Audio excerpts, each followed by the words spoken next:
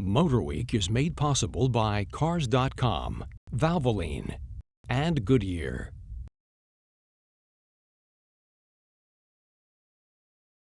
Much has been said about the environmental issues now facing American drivers. The needs to reduce greenhouse gases, increase fuel economy, the use of alternative fuels, and the reduction of our dependence on foreign oil are keys to a clean driving future. But it will take more than individual commitment to reach those goals. We need action on city, state, and federal levels for any environmental efforts to truly make a difference. Well, one small town in Indiana is doing just that and is blazing a green trail for the rest of us to follow. Reynolds, Indiana is typical of many small farming communities found across the Midwest. This town of 500 people covers a square half mile at the intersection of two state highways. A train goes by every couple of hours, and the USA restaurant serves as a de facto town hall where news of the day is discussed over coffee and eggs. Just a quiet, ordinary town. But it was this very ordinariness that led the state of Indiana to choose Reynolds in 2005 as the location for a novel experiment called BioTown USA. The goal, to be the first community in America to meet all of their energy needs from local renewable resources. Co-managed by Indiana's Department of Agriculture and the Office of Energy and Defense Development, the project has evolved over 3 phases. First was to switch the town's vehicle fleet to use E85 and biodiesel. General Motors stepped in and offered discounts on flex fuel vehicles and even gave away a 2-year lease to 20 of the town's residents. College student Brooke Weaver was one of the lucky ones and uses E85 when she can find it.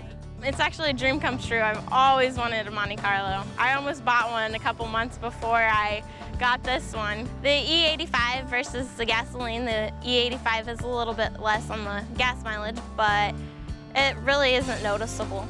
To encourage the use of renewable fuels, a bio island with E85 and B20 pumps was added to the town's lone gas station. And Verasun Energy has broken ground nearby on a new 110 million gallon per year ethanol plant, ensuring a steady supply of local E85 for the future. We actually ended up with over 155 flex fuel vehicles in our community. Along with that, the town received 2 biodiesel trucks and 1 police vehicle that runs on E85. So it was a really good deal for the town, and with vehicles that we very badly needed, so the timing couldn't be any better. The next phases of the BioTown project involve making electricity and synthetic natural gas from local biomass resources like corn stover and paper fluff, as well as municipal sewage and hog manure, a commodity Reynolds has in great supply.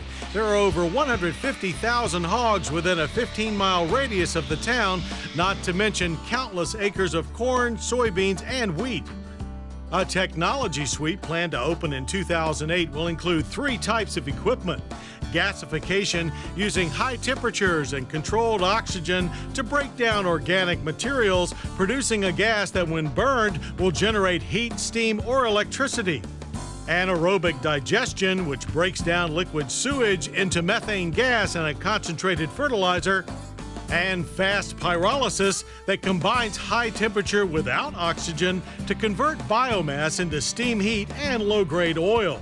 Never before have so many energy-saving technologies been used in one location. We're hoping at the end of the day that we're able to produce not only enough energy for the community, but also to sell some back on the grid for more income for the community and the town. So it's a win-win situation. Most importantly, all of the funding for the technology suite and Bio Island has come not from the state, but from local bonds and private sector investors. At the very least, the BioTown project will reduce the energy and waste disposal costs for Reynolds and nearby communities. But we think BioTown proves that when it comes to regaining our energy independence, individual effort is fine, but even a small community banded together can do great things. We're adopting a policy here hopefully they will spread clear across the United States where we won't throw so much stuff away. So it'll be exciting, it really will. I'm looking forward to it.